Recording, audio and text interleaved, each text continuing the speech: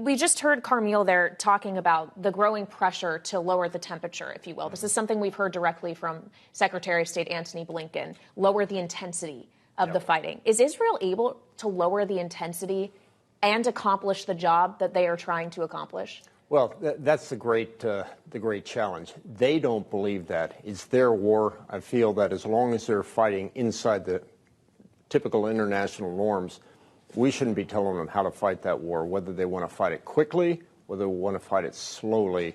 That's really up to them. The longer they fight, the more casualties there'll be. Candidly, the more casualties there'll be in Gaza. So there's a lot to argue for. The Israelis fighting as hard as they can, as quickly as can, and let's get this thing over.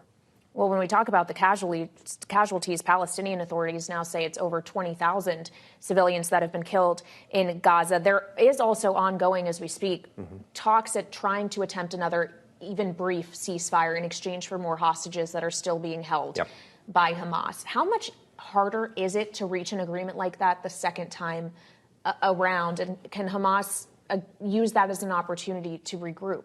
Certainly they're going to use it as an opportunity to regroup. It shouldn't be hard for Hamas to make this deal at all, which is why they're pushing so hard for the ceasefire. Yet they want the ceasefire before they release hostages. The Israelis want to see the hostages before they agree to the ceasefire because of the numerous violations of the last ceasefire. So that's being worked out. I think we'll see it fairly soon. But this war still has a long way to go. Well, and at this point, when we're thinking about a ceasefire of more permanence, the U.S. administration still seems to be sided decidedly against that. Surely there is strategic reason for that, but do you think that that can hold when they are facing the political pressures here at home and elsewhere in the world, for that matter? Well, I can see why President Biden and his team want the ceasefire, but let's review the facts. There was a ceasefire between Hamas and Israel when they attacked on October 7th. That had been in place for years and years. The Israelis don't want to go back to the status quo ante, which is just simply a ceasefire in name only, which permits Hamas at any time to attack again. And as you said, if there's a ceasefire right now, they'll just regroup. But in the Middle East, there's no such thing as a permanent ceasefire. Okay, well, let's talk about what else we're seeing in the Middle East outside of Gaza. In the Red Sea, Houthi rebels attacking, and they're, of course, seen as Iran proxies. They're backed by Tehran, attacking merchant vessels. You are now seeing disruption in trade flows and just free maritime behavior. How worried should we be about what's happening in the Red Sea right now? And is the U.S. doing enough to respond? Yeah, I think they are at this point, just not quickly enough. We went through the tanker wars in the Persian Gulf in 1991. I led the U.S. effort, the international effort, to set up the Maritime Task Force that put an end to piracy off the coast of Somalia in 2009. So I think the same thing will happen here. The difference in both of those is I think the Houthis in particular, but at the behest of Iran, are trying to use this as an opportunity to spread the war, make it bigger. Our great fear has been a regional war. I believe that if we have to use military force against the Houthis, that will be the first step in a larger war. Okay, so to this point, the U.S. has been making moves defensively, shooting down drones and the like, coming to the aid of other vessels. But Bloomberg has reported this week that the administration is at least considering going on offense and striking Houthis directly. Do you think that would be a mistake, given the concerns you were just airing about escalation? Well, I think the first thing we got to recognize is international maritime traffic shouldn't be a doubt to anybody, whether it happens in India, in the Indian Ocean, the Atlantic Ocean.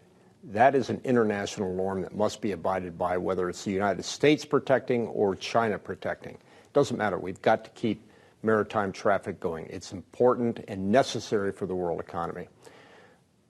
The series of steps that the U.S. is taking, let's try to dissuade the Houthis first, get a bigger maritime task force in there to try to defend from the Houthis who have not abated their attacks. But there will come a time, in my mind, that the Houthis may not stop. It may get worse. It may be the sinking of an American warship. Let's hope it doesn't get to that level. But I don't think we can stand by at that point and just hope that the Houthis will stop after they have gone to that level. So there is a red line. At what point that red line comes into place, that's the administration's purview. And of course, it's not just the U.S. consideration, but there's, I believe, 20 nations involved in this task force. There's obviously Arab allies in the region to consider as well. On the subject of U.S. allies, though, and another ongoing conflict, when it comes to Ukraine, you and I are here in Washington. No one from Congress is anymore. They've gone home for the holidays without passing additional aid to Ukraine. You've been on this program before talking about how there may not be that much urgency or that much detriment at this point directly, immediately to the Ukrainian fight if that aid isn't passed. Even if it is passed, at this point, looking at the stalemate we see in Ukraine, will the aid help Ukraine win the war or just help them not to lose it as quickly? Yeah, you know, the sad part about it is I wrote an article for the Wall Street Journal in July of 22 about the eventual stalemate. The problem is the United States is giving the Ukrainians just enough to fight, but not enough to win. If we don't make a significant change in either the tactics, the strategy, or the equipment, this is either going to go for a long, long time, or we're going to see a forced truce of some kind, which at that point Putin will win. Well, and that's been the messaging, at least from those who support Ukraine. It is you're handing Putin a win if you don't get this aid through. But when you say something needs to change here, is the U.S. in need to give something that they have at this point been unwilling to give? What in your mind is it that Ukraine needs the most right now?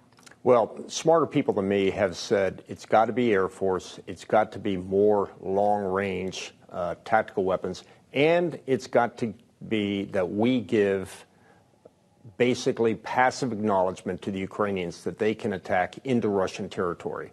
They have been forced to only fight inside of Ukraine.